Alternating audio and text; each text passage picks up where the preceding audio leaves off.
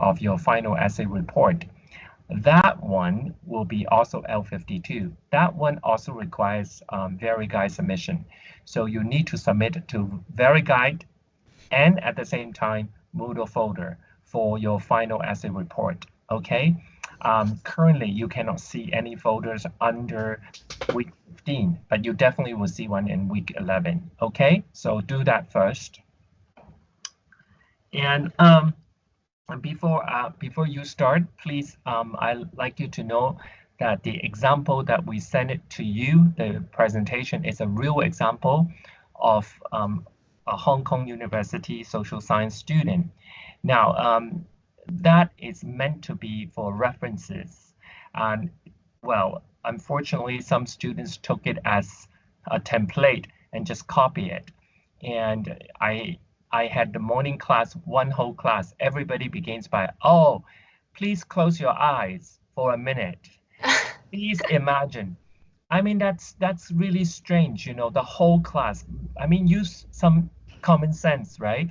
If everybody begins the same thing, you tell me what grade am I going to give the whole class? All right. So it's very interesting that you must understand that it's only a sample. I typed everything out to let you know that this is one of the good examples, but not everybody from that class in Hong Kong U, or they did not all begin with, I want you to close your eyes for 1 minute. I mean, that's not possible, right? That would be very strange. Wouldn't you agree? So that is only an example for you to refer to, and that is really not what you must follow, okay? Those are not instructions. That's why I said in the email, suggested. If you want to use them, fine.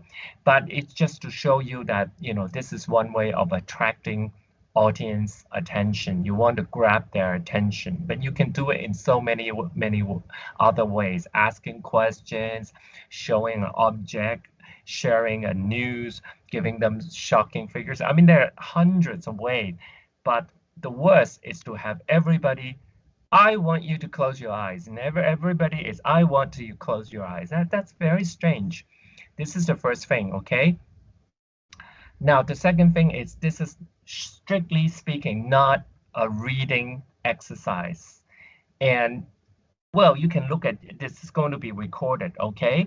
And if you read and if you answer questions, they're all very different. So if you look at yourself, you know, I mean, you would be shocked if you just read and read and read and read, and you try to be more natural, okay? I do understand that some of you may have problems speaking naturally, but you know, this is a good training opportunity, right?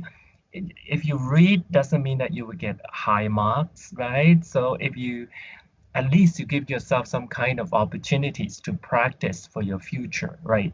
So this is what I'm trying to say. And the third thing, it's very important.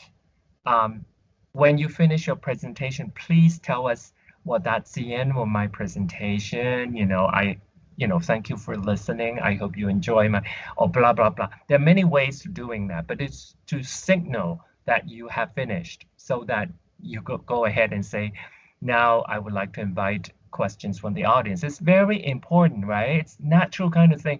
And some students just finish their presentation. We don't even know whether they finish or not. They just sit there.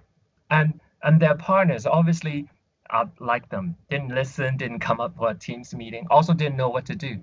So the whole thing just went on and went on for a few minutes in silence. So remember, it's your opportunity to inform other people and invite questions. Now, the other person, when you finish answering a question, it's always nice to ask any further questions, okay? And the person please answer. Don't say, you know, when the presenter asks you any more questions. It was like that, complete for 1 minute.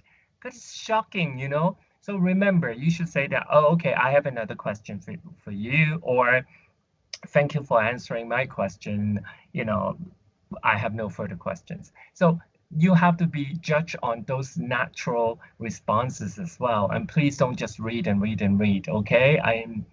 I'm still really encouraging you guys, put away the grade. I think Hong Kong students focus too much on the grade, but they don't really deserve or earn the grade.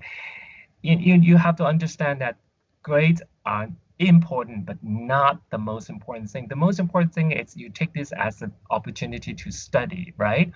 To learn, to experiment. So what if you get a low grade? Doesn't matter, but you learn something a lot more important than that. So don't think about grade.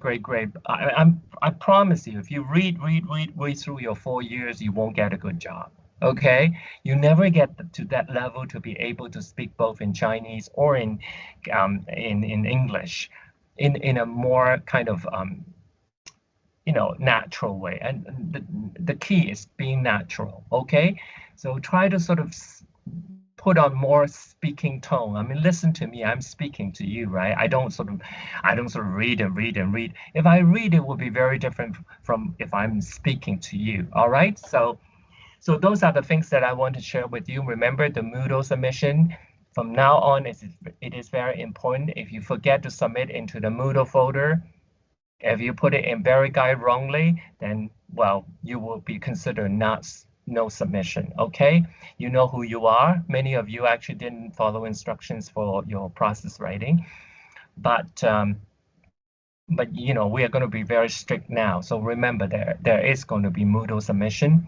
And for the last one, Moodle submission in the folder, and also Very Guide. Very Guide is not Moodle, okay? So Moodle, you have to go to your ENG 2010. Under different weeks, you will see those folder created for you.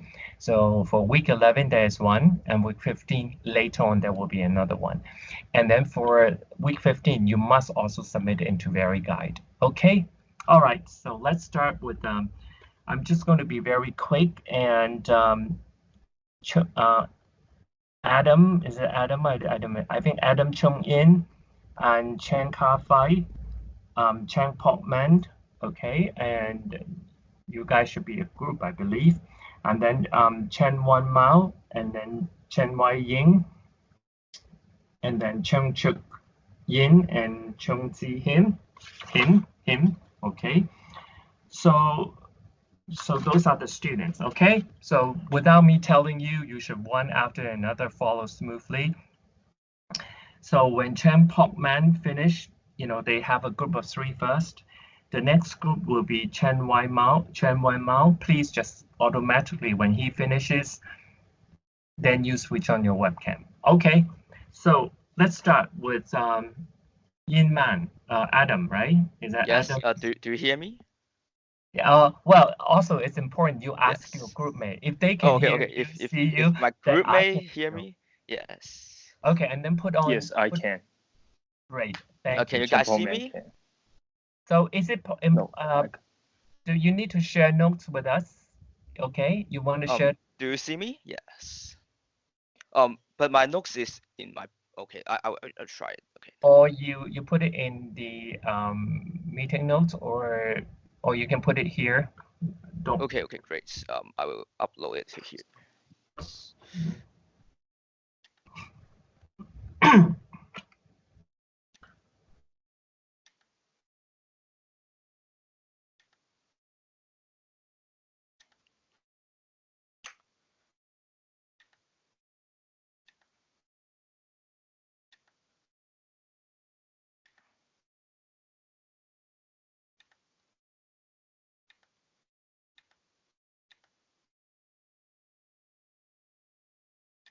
I'm sorry, sir. I've have some technical problems. I can't upload anything.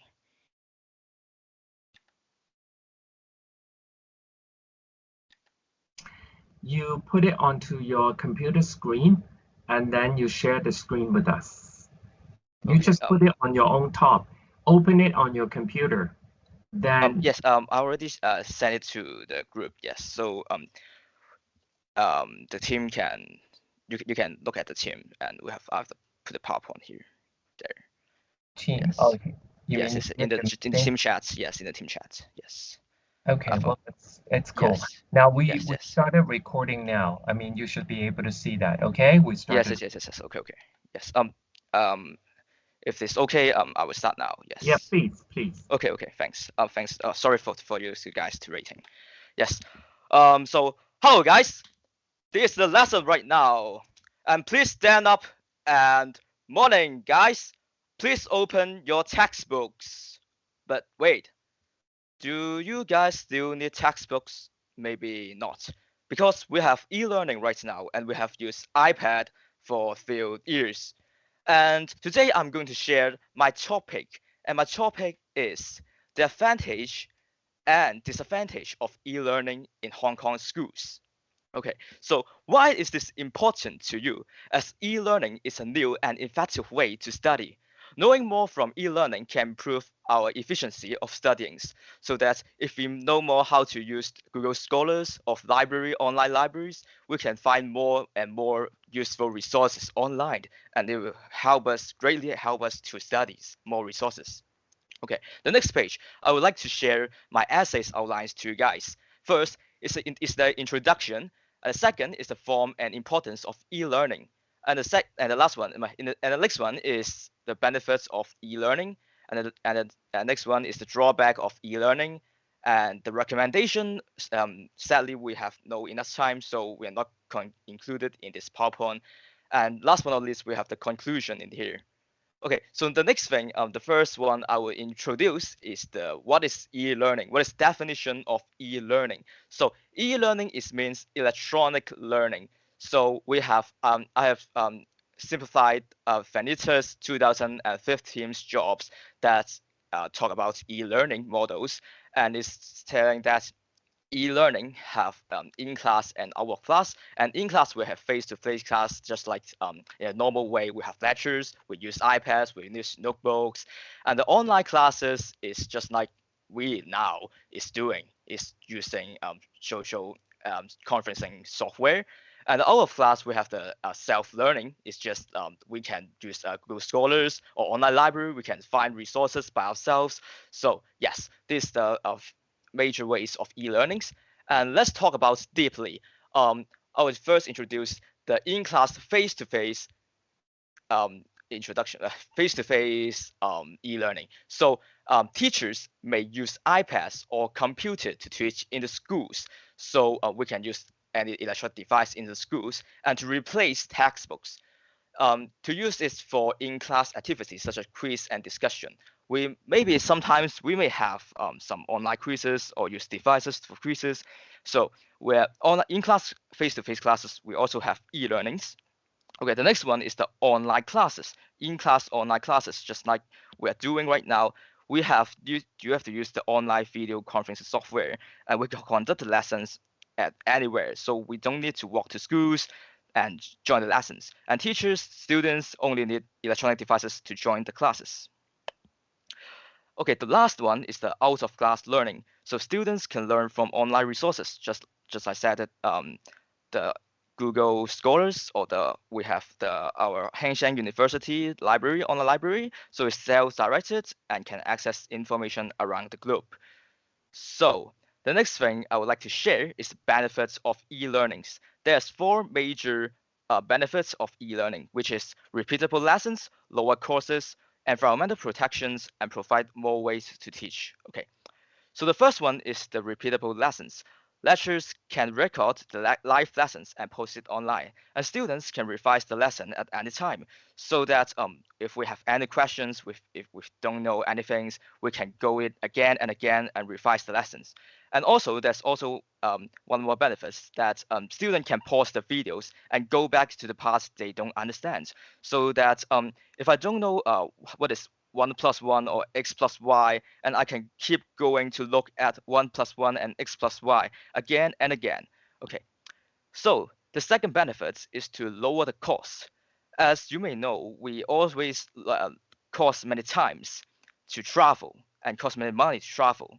As me, for example, I'm living in Hong Kong Island, and every day I need to travel to Hang Seng University. It's new territories and is time costly, and it costs a lot of money. So if it's online lessons, so I can reduce my traveling time and traveling fees. Okay, the next one is the benefits of environmental protections. You can see the pictures. We have a lot of green trees in the globe, but in the real lessons, we will use a lot of paper, a lot of books, a lot of textbooks. We use a lot of papers. And if we have e-learnings, we can reduce the usage of paper and other learning materials. And also, like I said, we can reduce the traveling time and traveling costs so that we can have less carbon emissions by traveling of teachers and students. Okay, the last benefit is to provide more way to teach. Yes, we can use VR or AR and other latest technology to help we to teach, to learn more about the things. Just like if I'm a history student, if I want to learn more about ancient Rome, and I can use AR or VR devices to look into the ancient Rome kingdom empire, and it would build a more solid image to me. Okay. Besides the benefits, we have also some drawback of e-learning. So the two major drawback of e-learning is it requires training and lacking of learning environment. Okay. So the first drawback is requires training. An application requires training to maximize its efficiency, just like I mentioned the VR things. The VR things is hard to master it, and it needs the training to master it. So we need a lot of time to and resources to train teachers or IT techs to use this stuff. And some tech issues may occur and jam lessons just like just like then. We may have some tech issues so to jam the lessons, so it is some drawbacks. The second drawbacks is the lacking of learning environment. As you may know, some students may not um, concerned about the lessons and they may fall asleep at the lessons if it's not in the classroom and they don't concern and they don't see each other and the student may not focus in the class. So these are the two major drawback of the lessons. We going to the conclusion parts. And the conclusion parts, I will conclude the things I've said before. And first, I will say that e-learning includes three main parts. The first one is face-to-face class. Second is online classes. And the last one is the out of class. And the second one is the four main benefits of e-learning is repeatable lessons, lower cost, environmental protections, and provide more ways to teach. And the two major drawback of e-learning is requires training and lacking of learning environment. So, do my groupmates have any questions to ask me? This is the small end of my presentation. I would like to invite question right now. Yes, I'm Cheukhang Kwong from L52. I would like to ask you, is there any recommendation towards Hong Kong e-learning? As you said, there is still some minor problem, Yes. you mentioned. Yes, thank you for your questions. This is a very good question. I would like to share about the resources and cost recommendations to our governments and also schools. As you may know that the Hong Kong government puts some resources, but only some resources to our schools and to provide e-learning. But as I know, it's not enough resources and people to help to support the e-learning environments. Just like iPad, if you know, iPad is costing at least $3,000 each iPad, and it's very expensive to the students and the schools. And I hope that our government can help us, help our schools and students to buy more electronic devices and to help them to use the devices. Furthermore, I would like the schools to put more resources in the e-learning and hire more technical stuff, just like the IT support. As you may know, a secondary school only have free technical support and serving over thousands of students and teachers. And it is not possible for IT tech support to help each of them. So I would suggest schools and government to provide more resources to hire architect and to promote the more people to join this career as IT tech and e-learning is a trend of future. And I would think that is very potential job and careers for any teenagers. And I would like the government to have more e-careers jobs and to help the schools and the whole society to have more e-learnings. And I would also suggest that Hong Kong peoples and Hong Kong companies can invent some applications that make for Hong Kong people that the video conferencing softwares, just like the Chinese have helped us to invent Zoom, make Zoom this common video conferencing software, and the Microsoft, the American, have made the Microsoft Teams. But why we Hong Kong people don't have our own video conferencing software? I think our local people can invent our own video conferencing software, which can suit our our needs and Hong Kong people needs. So this is my recommendations to the e-learnings, and I would like to invite more questions, or if any more questions to me. Yes, yes, any more questions? If no, you can say no, and yeah, say thank you. Okay, I have no question. Yeah, yes. If you don't have any questions, so this is the end of my presentations. Yes, thank you for listening. I'm L52 Chen Chen Yin, and goodbye, class. Have a good day. Bye bye. Thank you. Cheukhang Kwong? Yes, I'm here. Can my partner see me? Yep. Yes, I can. Okay, sure. Yes. Then shall we begin? First of all, thank you for taking your time to listen to my presentation. Where is At the- your meeting notes? Can you share screen with I us? don't really have it. I cannot, like, there's still some problem. I cannot show it to my group mate. Okay. It's not well built. It's not completed notes, you know. So like, can I just start it? Go ahead then. Okay. First, thank you for taking time to listen my presentation. At the start of the presentation, I would like to ask all of you a question. Have you used any e-payment system, or I should say electronic payment system, in the past years? Like, is a controversy topic, I would say.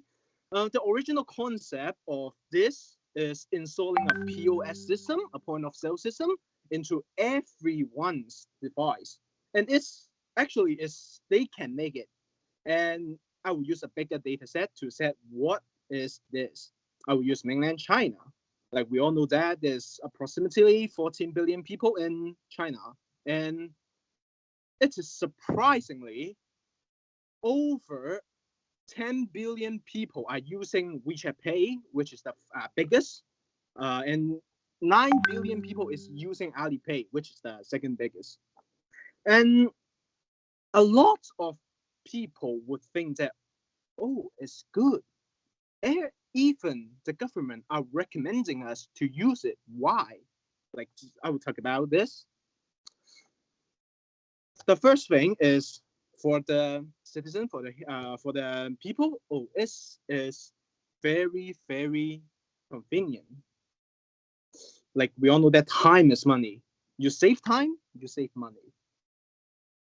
This kind of micro transaction is talking about like low amounts but high frequency, which can be used in our daily life. For example, you need to go to order food. Yes, you can use it. You are going to pay a bill, and not very big amount. Yes, you can use it. Or even you just want to celebrate something, give a gift to your friends or parents. Yes, you can use it. It is very, very convenient. Like, people would say, oh, I can just use my phone and do some micro transaction. It's very time saving. Yes, and this is the first big advantages of using the electronic payment system. The second thing, why the government is still recommending to adopt this kind of lifestyle, I guess. For in the perspective of government or the authority, it is very, very crucial and very, very essential for controlling and keep tracking the currency flows. Like, you are going to use it on the phone, and they are going to receive on their phone.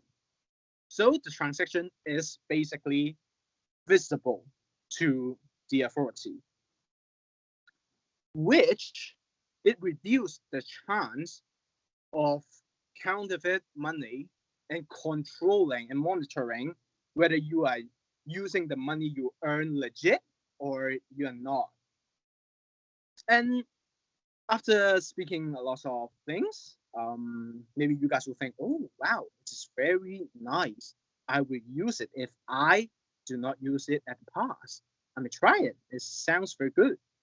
But this is the problem. Everybody thinks it is very convenient, it like save my time, it's very good, even the government is recommending me to use it. So I will go use it. Like, yes, everybody use it. Why I don't use it? And it raised the problem, the safety problem. As I mentioned before, the concept of electronic payment services is based on POS system, and which required training and education for the people who use it. But now we are not doing that correctly. The safety issue is very, very serious. I will use China again. The related crimes in the past 10 years is 600%. Can you imagine? Like 6 times more crimes are being made just because the e-payment has released and the government can and provide and recommend you to use it. Everybody goes to use it, but the case is not the case. Everybody thinks it is safe. It is, but it's not. In China, everybody can just get their code and receive and pay money if they want to. They just need to like get their card to bind with the device, for example, WeChat, phone in WeChat. But the problem is everybody can steal your code. They stole your code, they get your money, they get everything. Somebody will argue that, oh, you can set a password. Yes, the password is only you can only set a password with numbers, with a maximum input of 6. It will not take so much time to decode it. It's very easy, and this is the problem. I think I will jump to the conclusion. In conclusion, I think the concept of electronic payment services is very good. From time to time, people are starting to adopt it, going to use it. I think the whole world is going to use it. It's just a matter of time. But before that, there is a lot of problem it is need to solve. For example, education for the public, as I mentioned before, this needs to be used by a trained person. You cannot just go and use it, but everybody do it now. And also, in the perspective of government, legislation is needed. Since this is a long-term change, you're going to change the whole activities of humans' transaction activities. So I think legislation is really very essential to like regulate the activities, maybe something that you can use or something that you should not use when using the electronic payment services. You better like just go and face-to-face transaction. That would be better. So I think this is still a long road, but we will eventually adopt the electronic payment services fully into our daily life. Is there any questions? Yes. I am L52 Chen Man. I would like to ask L52 Chen Cafe. Do you think Hong Kong can be using e-payment more popular? Maybe like China, that kind of popular, to reach that kind of popularity. Yeah. Thank you for the question. Like actually, we're using it. We are far. I would say that we are far behind But in some perspective, we are far, far in front of China, because it is. You should notice that actually Octopus Card is actually a kind of electronic payment services. But this is like well more regulated, because this is the only thing that Hong Kong government admitted as real electronic payment services, and they admit it. And this is what I said is well regulated, and there is actually some laws and education to you, to the government, that they can educate you as a user. You can use it properly just because they are implementing some kind of education to you, and you don't, and we don't even realize this. And I think this is a good sign that we already have a good example for us to follow. Then I think we Hong Kong will like this kind of activities will become more and more popular. So that's my answer. Is there any question? I have no further question. Thank you. Thank you. And I'm L52 Cheukhang Kwong, and thank you again for listening my presentation. Good. Hockman.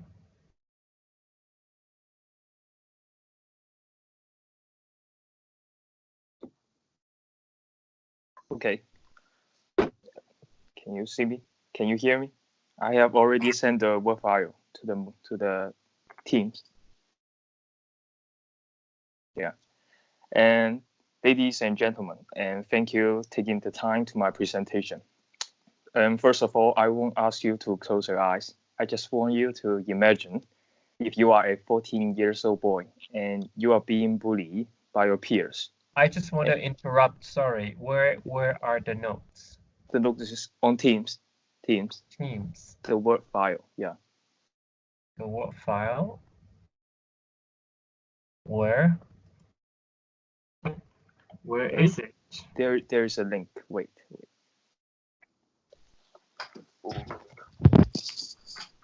There is a file name called L523. Oh, I sent it to the wrong place. Of course you did. Yeah. Oh, wait. You know that if you don't have outlines, then part of the requirements are not fulfilled. Oh, wait.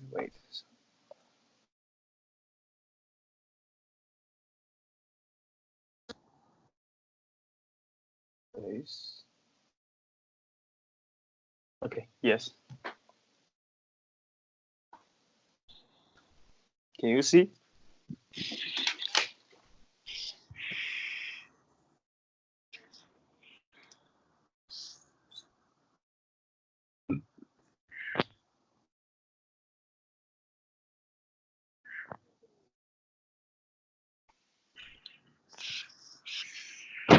Can you see the Word file?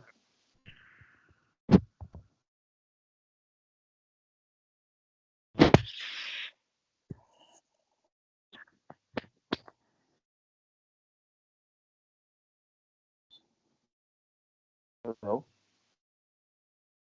Teammate, can you see my Word file? And go ahead and present, please. Yeah. Restart or the previous place? No, just go on. Oh. And you don't know what to do, and you are afraid to ask for help from your teachers or parents because the bullies may take revenge, and you choose not to go to school. And can you just imagine? That's how it feels when a teenager is being bullied by their peers, and the desperation and the pressure they bear is unspeakable. And today, I'm going to tell you about bullying among teenagers in Hong Kong and the consequences to different people, including the victims, bystanders, and the bullies. And before we start, I would like to talk about the situation of bullying in Hong Kong. According to statistics, there is 1 in 3 teenagers aged 12 or 18 to 18 has experienced bullying in 2019. And there is 1 in 4 students also experienced cyberbullying in the past 6 months. which include argument, which around 27%, and harassment, which about 26%. Besides, when being targeted by a bully, 40% of students will deal with the problem alone and they won't ask for help. And the next part is about the consequences of bullying to the victims. The first one is they will receive physical and mental torture, and to the mentally they will become unhappy. In the past, I thought some victims will choose to attempt suicide because they are facing bully, but there is no direct relationship between when you are getting bullied, you will get suicide. But the depression or anxiety they may have will affect them to create the thought of attempt suicide. And as I mentioned before, the victims may not want to go to school. And for example, their parents give them pocket money, and they're supposed to use the money to buy the food for their breakfast, but they need to give the money to the bullies, and therefore their body development may be cause some damage. And besides, they don't want to go to the school, and it will affect their school result or attendance. And the victims who get bullied, the victims will always not be brave enough to voice out because they may be afraid to get revenge, and therefore they will have low self-esteem. And it was very hard for the student because at the stage of student, they are supposed to grow like everyone else, to be brave and to do who they want to be. And the next effect to the bystander when they witness bullying. And there are many situations. The first one is they may try to stop bullies, and they get bullied by them. Or another one, they may choose to follow the bullies in order not to get bullied. And for instance, they may attend drugs or alcohol because the bully forced them, and they want to fit in the environment, and therefore they will have some bad behavior, and it may damage their future. And the last is the effect on teenagers who bully others. The first one is they may become the potential social threat in the future. That's because they may develop abusive behavior, and they may treat their children or their romantic partners badly, and therefore they may end up in jail. And another one is violence causing violence. They will get into a fight easily, or worse, they will drop out of school. For one day in the future, they may regret for what they've done, but at this moment, they will just think bullying is a way to show how good they are, and this is totally nonsense and not appreciable. And to summarize, I've talked about the current situation of bullying among teenagers in Hong Kong, and the major consequences of bullying will causing to the different parties. And I think the issue is very worth discussing in the society. And there's something the government and schools should do in order to prevent their schoolmates to get bullied and have bad influences. And that's the end of my presentation. I would like to ask questions from the audience. Yes. I'm L52 Chen Chun Yin, and I would like to ask my partner L52 Chen Pongman this question. Do you have any recommendations to the Hong Kong peoples or the Hong Kong governments to deal with this problem, the bullying among teenagers in Hong Kong? Yes, thank you for your question. And this is a very good question. Let me think. And yes, there are, of course, many things the government or school should do. To me, I think the school should.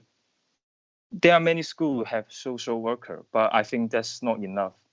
I think the government should set up law to force school to create weekly questionnaire to the student to ask whether they get bullied or report other who've been bullied this kind of incident to the school, and he can help school to find out how to find out the bullies and educate them to using the right way. And another solution is also education. I think the school, because according to my statistic, and there are about 14% primary student have been bullied in the primary stage, and therefore I think the education should be done and as fast as possible, and because the education can provide them the courage, and they may know if I am facing this kind of thing, I must stand out and voice out how I feel, and to give the bad people the right punishment. And the last solution is also for the school, because in my experience, I think there are many schools that their teacher is not enough. For example, a classroom may have 30 students and there is only one class teacher. And I think that's not enough actually, because that's impossible for one teacher to provide support to emotional support and to support to whole classmates. And therefore, I think the government should allows the school to employ more teacher, and there is at least 2 teachers per classroom, and therefore the teachers may be more able and have more time or more spirit to take care of the student and follow the situation. And that's my answer. Any more question from the audience? Yeah, that's very good answer. I have no further question. Thank you, Portman. Yes, thank you. Thank you. Next, Chen Wenmao.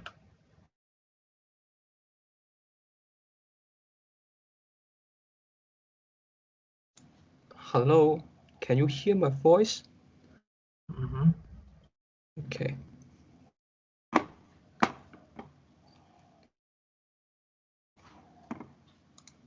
You want to share the notes? Okay, yes.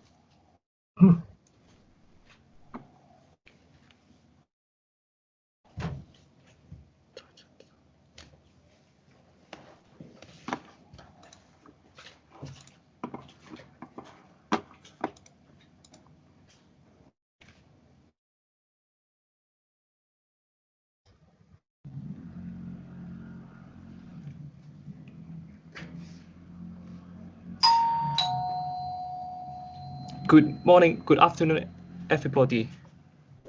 My name is Cheukhang Kwong and from L52. Thank you for taking time to my presentation. Today, I would like to share my research essay. Before I start, I would like to think of this question. If one day you unfortunately prove to have AIDS,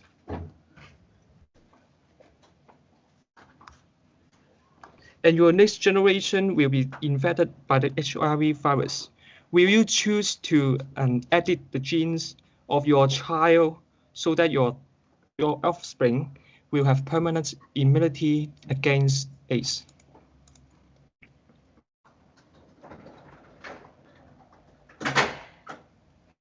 Ever since scientists created the powerful gene editing technique, CRISPR, they have braced apprehensively for the day when it will be used to create a genetically altered human beings. Many nations banned such work, fearing it could be misused. However, in November of 2018, a Chinese scientist released a video on YouTube claiming that he used the CRISPR genetic modification technology to edit a gene in the embryo of twin girls who get rid of HIV successfully. So, in my introductory paragraph, I will first introduce what is genetic babies and cloning.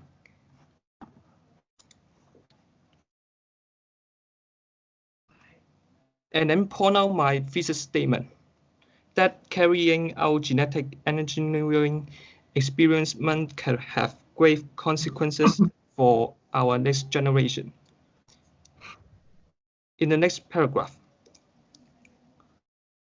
of my essay, I will start my first argument by stating that genetic modified baby and its descendants may experience side effects of health in the future.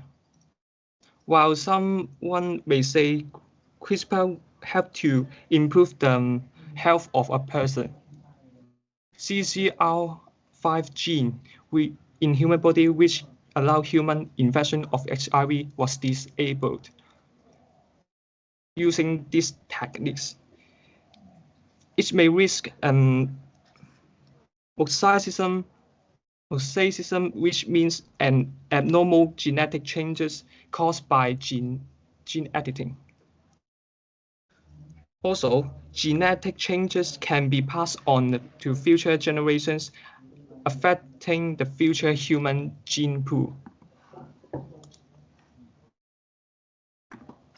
Followed by the third paragraph, I will say the gene modification and cloning technology could be developed into uncontrollable eugenics and will become a slippery slope to the future.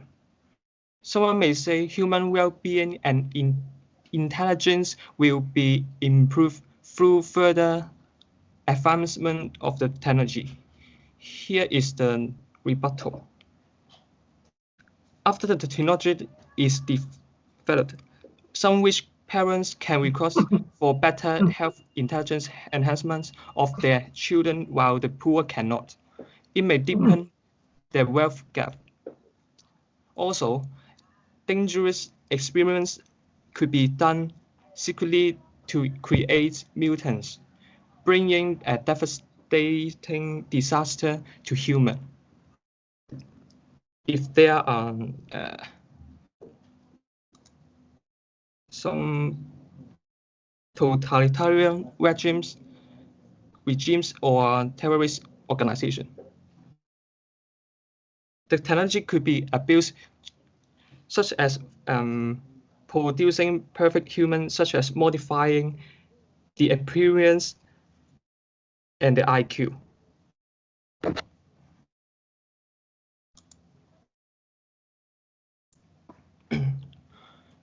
There are also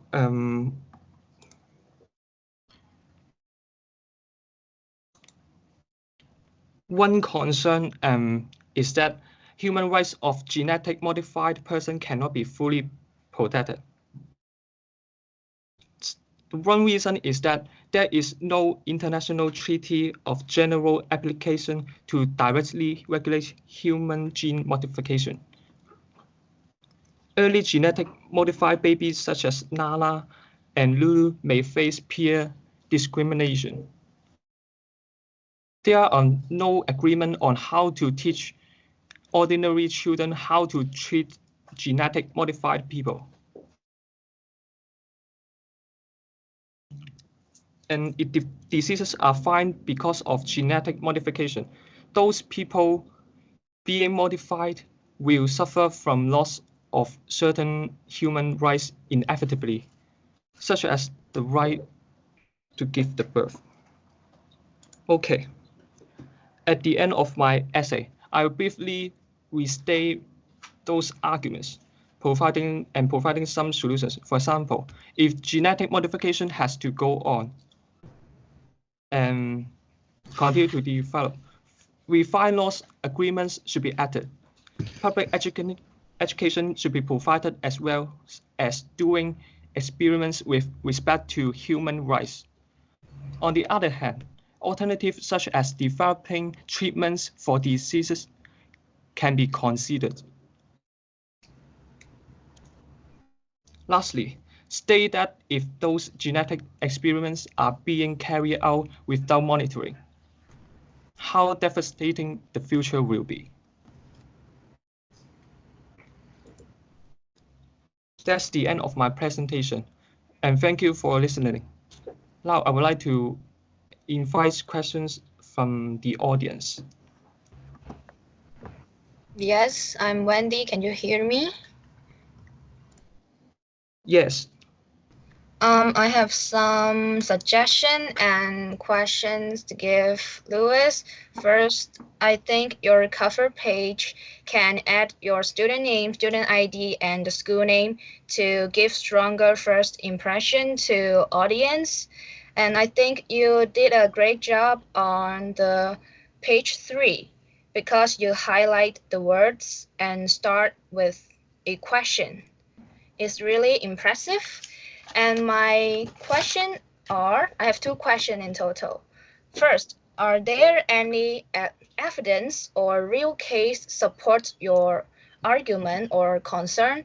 The second question is, apart from Chinese example, are there any foreign example? What is the attitude of the Western countries in this aspect? Okay. Thank you for your question. Let me think for a while.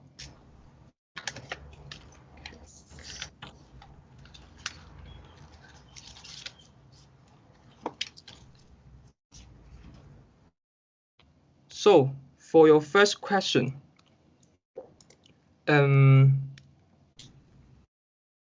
I think there is no real case to support some of my arguments because human cloning and genetic modification are still illegal in the world. And those of my points and argument is based on my common sense and conjecture from those scientists. And for your second questions.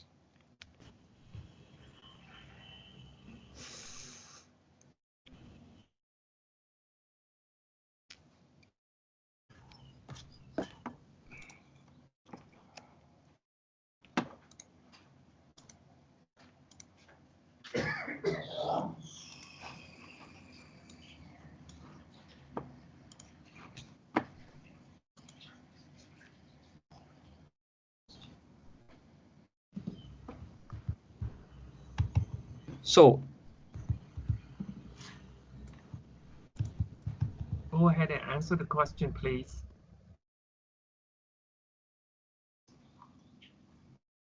According to the New York Times showing here, many scientists were applauded by after they heard of He Jiankui's announcement. The director of in an Oregon Health and Science University thinks it's completely insane. Also, some gene editing expert in United States says He Jiankui's announcement is really scary. It seems that those experts in Western countries thinks what He Jiankui have done beyond the moral bottom line. Thank you for your question. And that's the end of my presentation. I am Cheukhang Kwong from L52. Thank you. Next. Yes.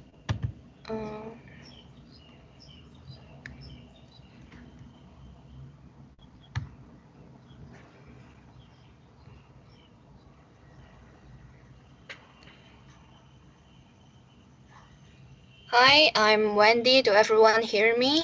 And I upload the work document. I just upload the document. Do everyone see my Word document?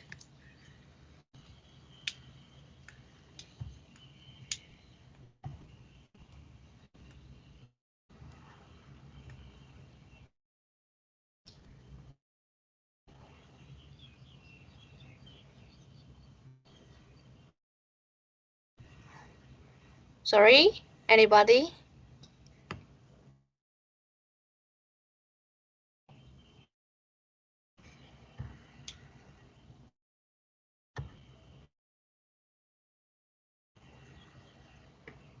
You should upload it onto the discussion notes, or else very difficult.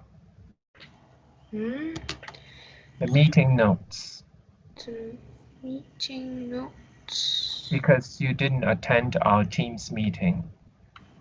And you did not attend any of our meetings, or that's why you don't know where. It's okay. Go ahead. Okay.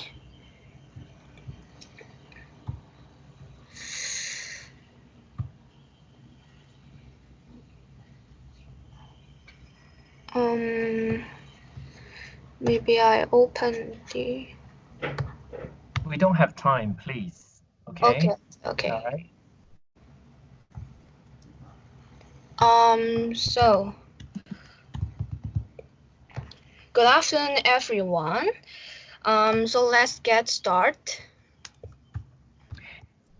So my forgetting something as well.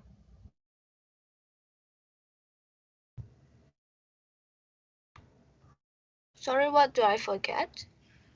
Ask yourself, don't ask me.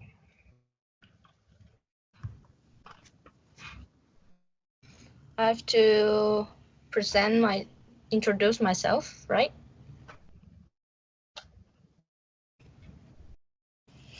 So good afternoon, everyone. I'm Wendy. My essay title is I have to open the cam, right? Yes. Hi. So let's get started. My essay title is "The Plastic Age is Going to Pass." I'm interested in this topic because I realize the recent year plastic reduction become a trend. Public finally take it serious.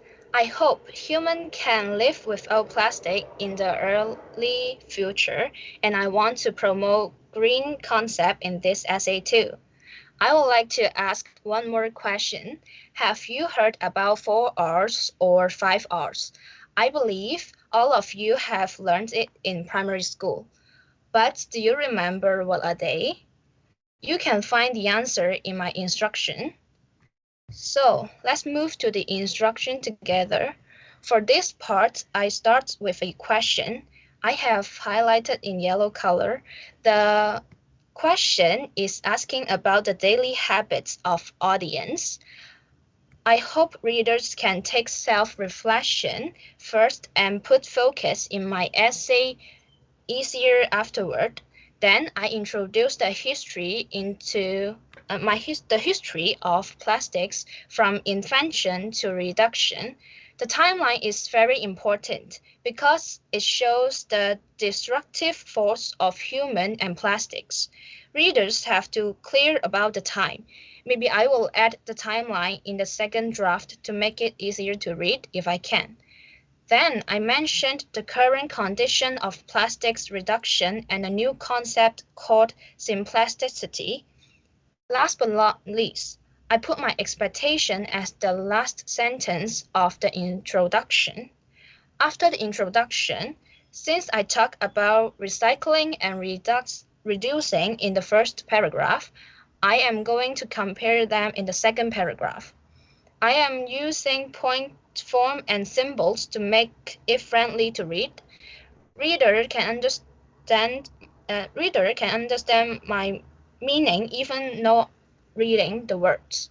Also, I highlight recycling and reducing by different colors so readers can catch the main point quickly. At this part, I want to carry out message which is recycling is not a reason to use plastic. As we see there are still some disadvantages of plastics recycling. Some research even find out nearly 90% of plastic are not being recycled. Therefore, reducing is more necessary than recycling. Under the message of recycling is not a reason to use plastic, I list two misunderstandings of plastics recycling in part 3. Those are the facts that surprised me, so I would like to share with all of you. If you already know those facts, congratulations, and I appreciate that. For those who just know it, I hope you don't fall into the business trap again and start plastic reduction from today. Next, I would like to talk about the waste policy in Hong Kong, Taiwan, and Japan. First, I will list out the implemented year and name of the policy. Then I will compare Hong Kong with Taiwan and Japan in order to judge whether Hong Kong government did well in green policy. For the fifth part, conclusion and recommendation, I will recommend rather than plastics, we should treasure our resources, our other resources too. For example, food, paper, water, etc. Lastly, I will end up an essay by a quote in order to keep a deep memory to readers. This is the end of my presentation. Thank you for your time. Now I would invite questions from audience, especially my partner Louis. Okay. Hello. I am L52. Chang Wen Mao. I would like to ask Wendy a question. Do you have any suggestion to reduce the usage of plastic in Hong Kong? Yes, I have some suggestions. I think we should start from education. The school can have some reward scheme for the student to encourage them to do more recycling. For example, in Japan, students usually clean their classroom by themselves. I think Hong Kong students also need to do so to cultivate a good habit since they are young. Is my answer satisfied? Yep, I think. Thank you for your answer. You're welcome. I have no more question. Thank you.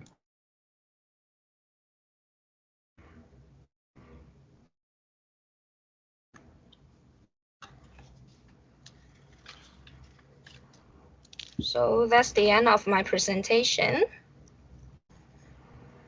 Chung Yin.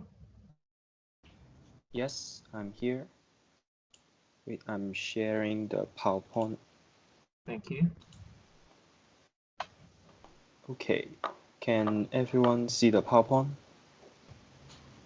Yep. Okay. My name is Cheukhang from L52. Good morning. Good afternoon. Thank you for taking the time to my presentation. First of all, I would like to ask all of you a question. Do you ever check the food component label? Are you really aware of what you are eating?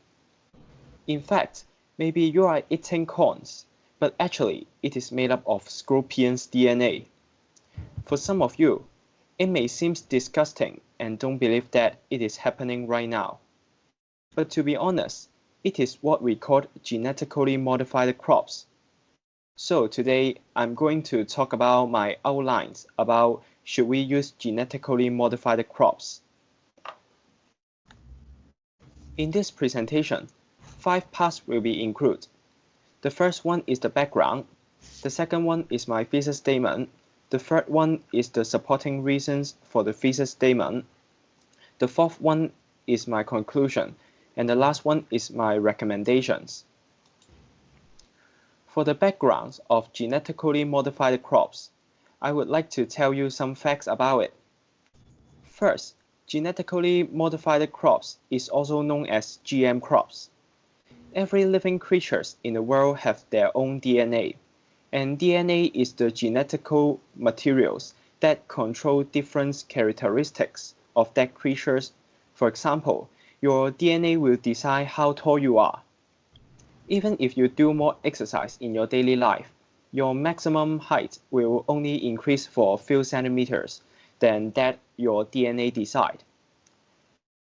Therefore, by controlling and changing the DNA in that creatures, the characteristic for that creatures will be different. Based on this knowledge, scientists find out a way to change the DNA of the crops to produce what we call GM crops. Of course, the scientists won't make GM crops for fun. GM crops they produce usually have different characteristics compared to the original one. Maybe some of them have increased nutrition, some may have longer shelf life, and some may have increased resistance to diseases and bugs. Actually, there are more inserted characteristics for GM crops, but I'm not going to list them out one by one.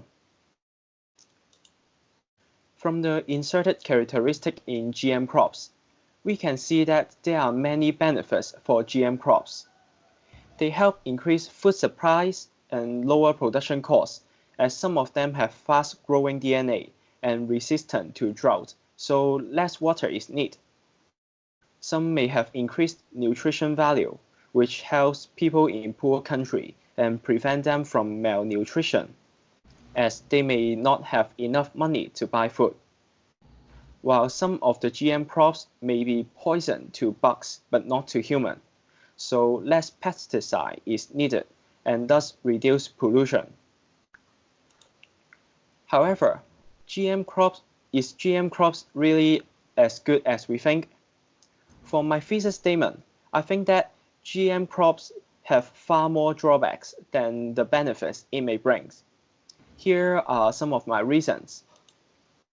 First, for the effects on humans, GM crops may cause allergic reactions in some people. Just as I said, maybe you are eating corns, but it may contain scorpion's DNA. Will those inserted DNA cause allergic reaction on certain people? We don't know yet. If it does, it is very dangerous for the consumers, as they won't know what DNA was inserted. Also, in the long term, GM crops may cause harmful effects to human body. Since the long-term effect is hard to be investigated, scientists still haven't ensured that GM crops is 100% safe. Second, for the effects to the nature. While GM crops will cause less pollution to the environment, it may cause genetic pollution. If the farmer didn't treat the GM crops right, there is a chance for the artificial DNA leak to the nature. Thus, the GM crops will crossbreed with the wild type and spread the artificial DNA. In this case, it will reduce the biodiversity, as GM crops having the best characteristic may outcompete the normal crops, and the normal crops won't be able to survive.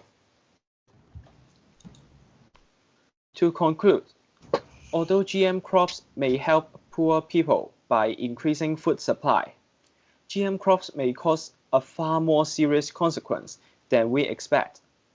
Therefore, I think GM crops is not good for humans in the current situation.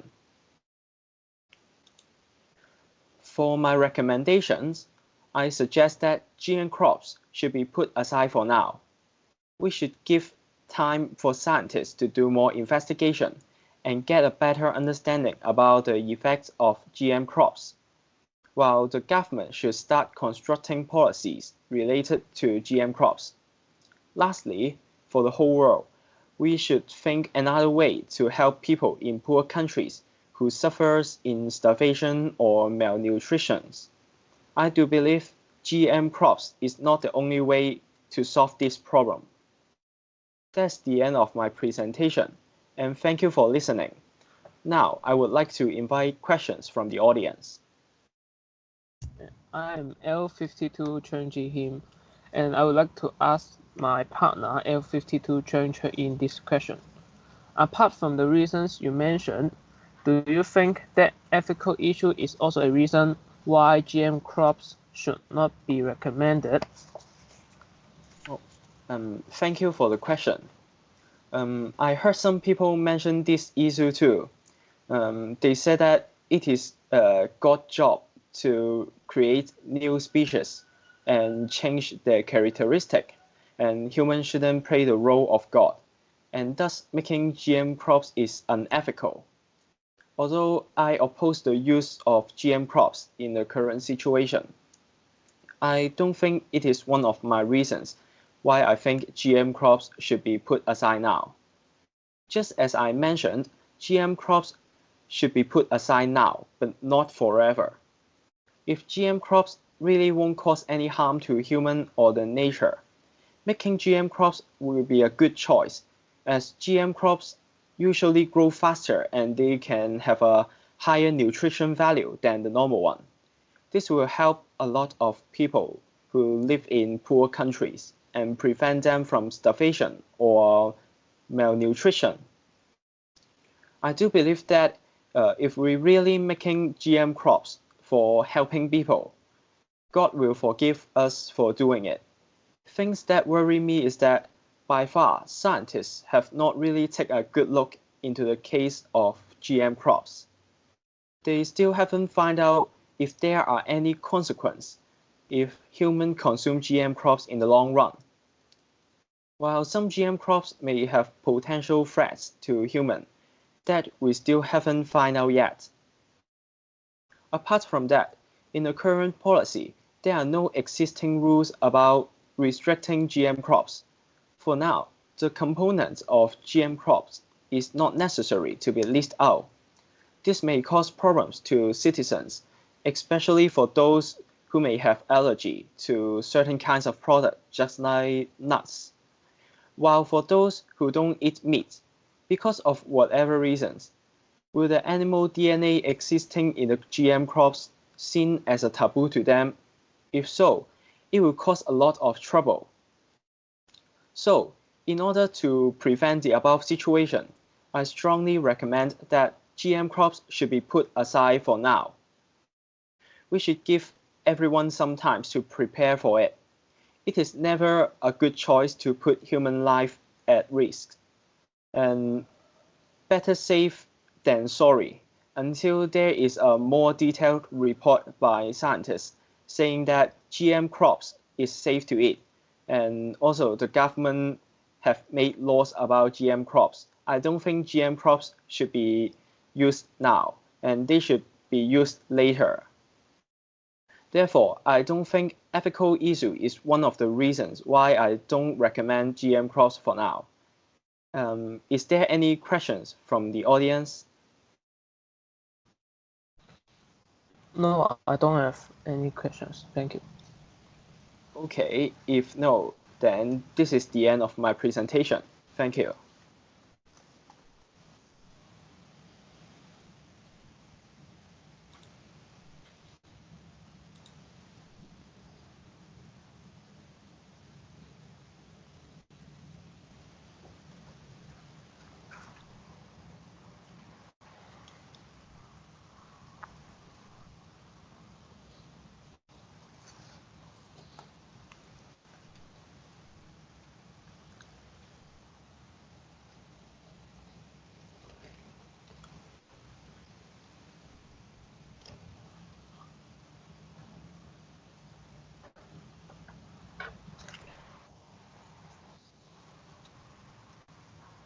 Yes, it's your turn now. Okay. Good afternoon, everyone, and I'm L52 Cheukhang Kwong, and thank you for taking the time to my presentation. Now, first of all, I would like to ask all of you a question. Have you ever been to the airport, and what do you think about the Hong Kong's airport? Today, I'm going to talk about the pros and cons of constructing the third runway system of the Hong Kong International Airport, and I will divide this in 5 parts: the introduction, current situation, pros, cons of the Hong Kong International Airport, and the recommendation. And for the introduction, I think Hong Kong is an international airport is described to be one of the best airports in the world, and with the help with the convenient communication, and this will facilitate the air transport around the world. And when there are an increasing number of passengers and cargoes, and there will be a problem arising, which is saturation. And the report will outline the current situation of the Hong Kong International Airport and discuss the pros and cons of this construction.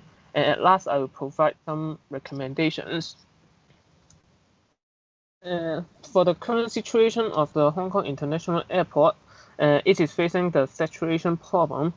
As shown on the graph, it shows that there is an increase of 121% of passenger traffic from 28.6 million of trips in 1998 to 63.3 million of trips in 2014.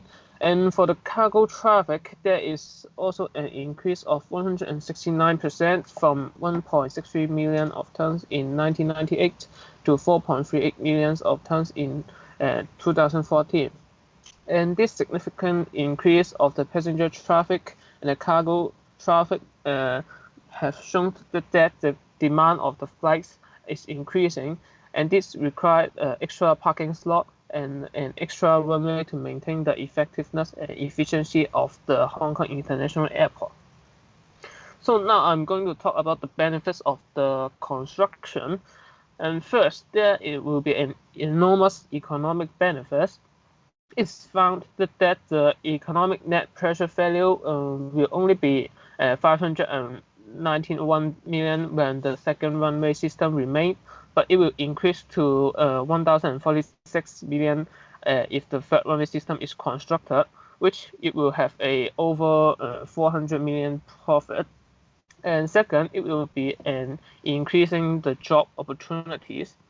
The construction of a third runway system can create over 120,000 direct jobs and create 160,000 indirect jobs, which modular can get a job and they can have a better life.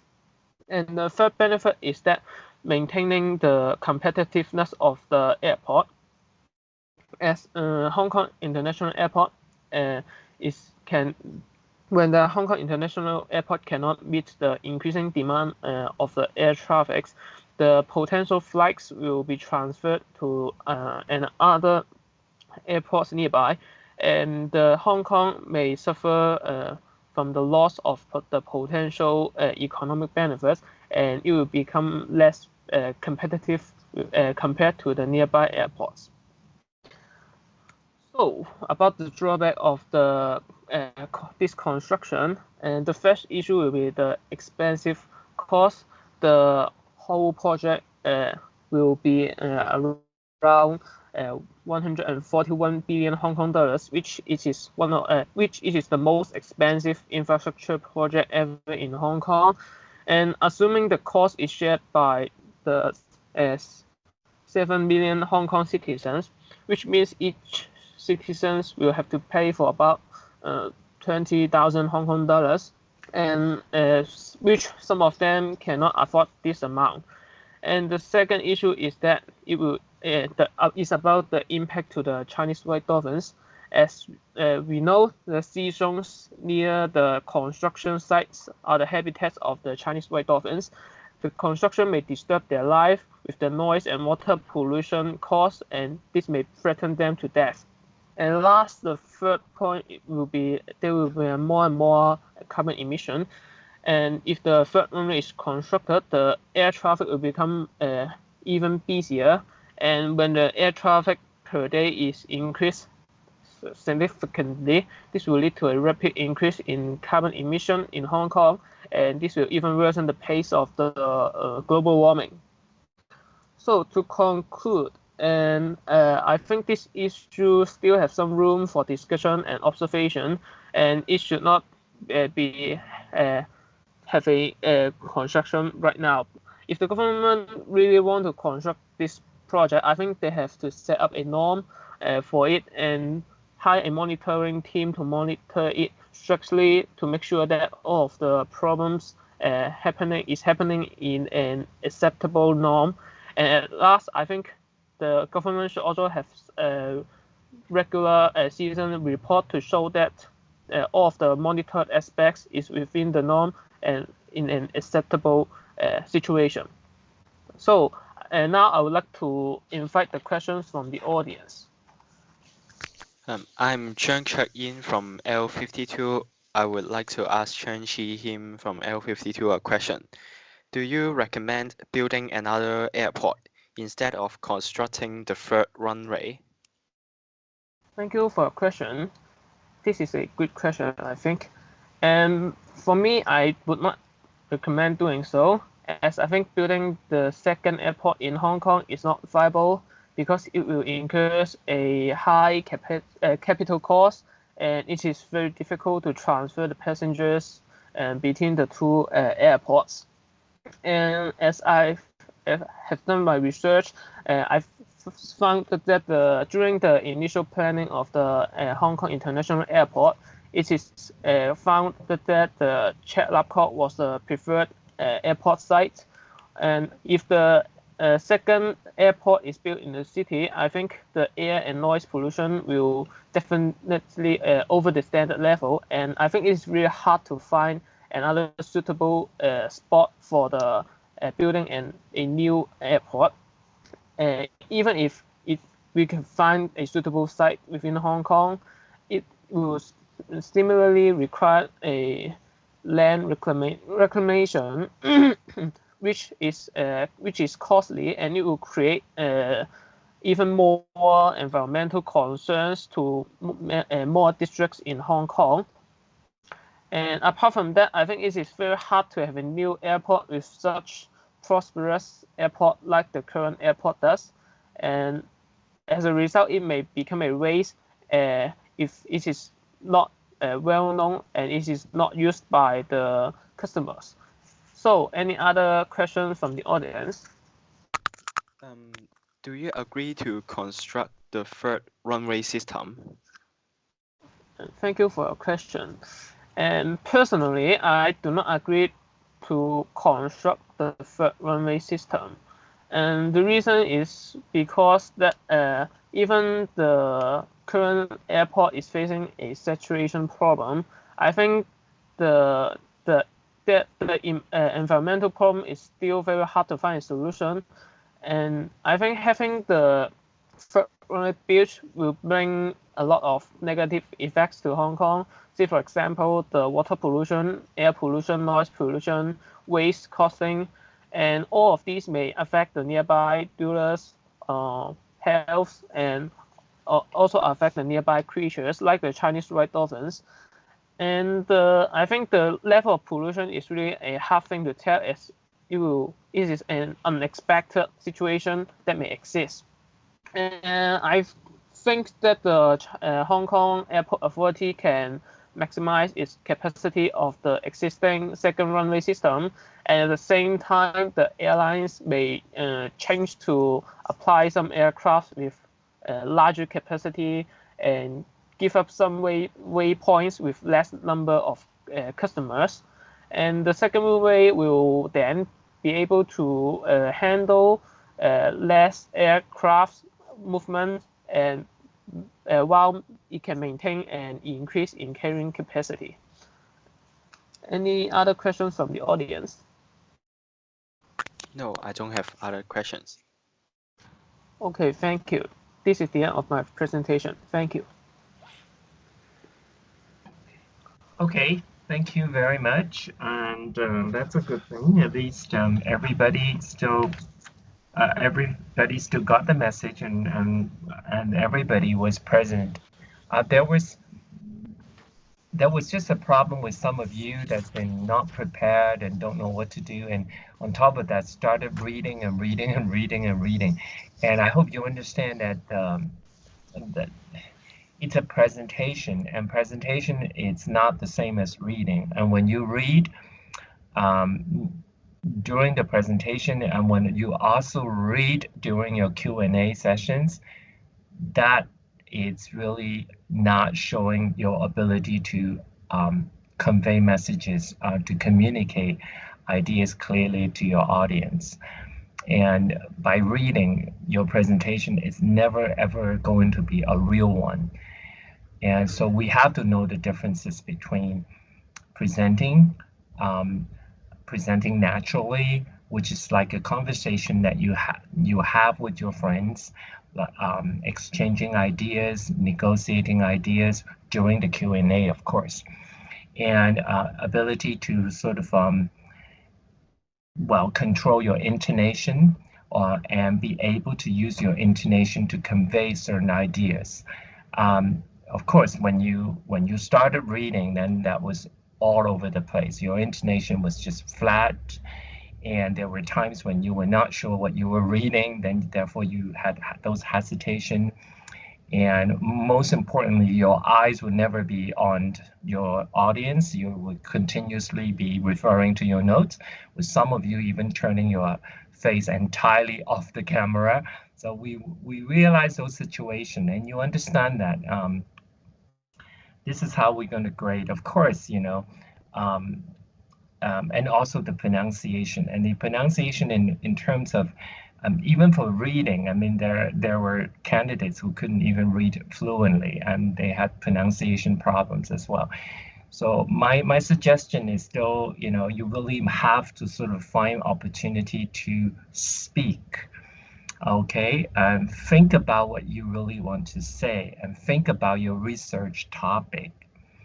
And what is your research topic?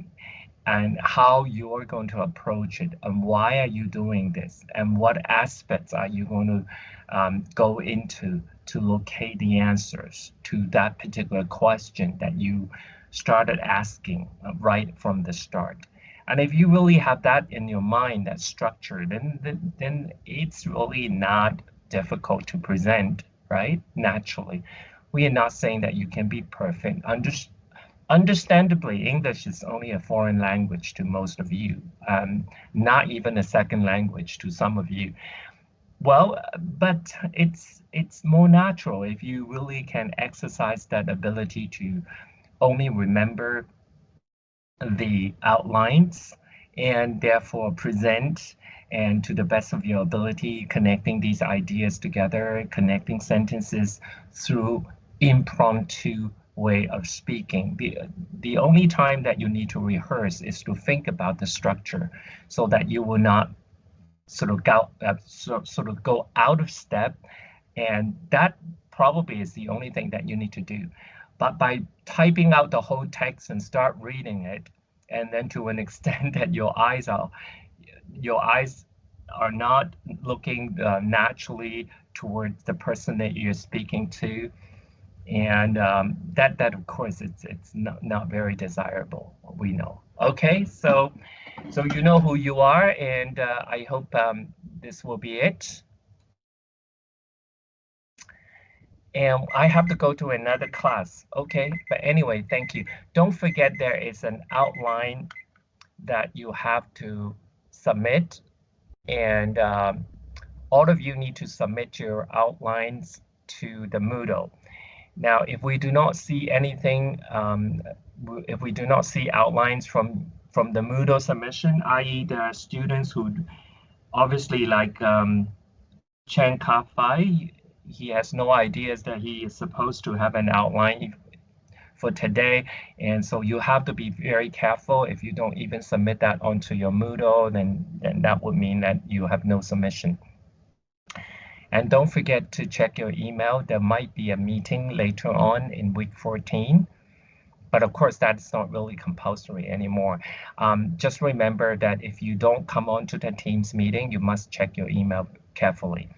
And if you don't follow instructions, strictly speaking, like many of you who did not submit to our Moodle folder for your process writing, if you continue to do that, well, you will know that there are going to be problems.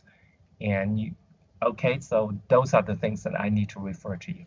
Okay, and see you then. And try to sort of read on 10th and March 17th. I even remember the dates, and all the instructions are there. You can just refer to them. Okay, bye.